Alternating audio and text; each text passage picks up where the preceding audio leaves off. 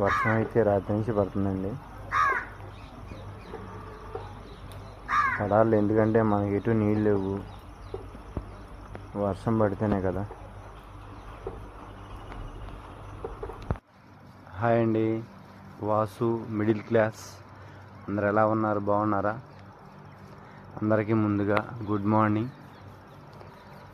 ఇక్కడైతే ఫుల్గా వర్షం పడుతుంది మా ఊళ్ళో అయితే. ఏం చేస్తున్నారు? అందరు బాగున్నారా? లైక్ ఇస్తున్నారు, సపోర్ట్గా ఉన్నారండి.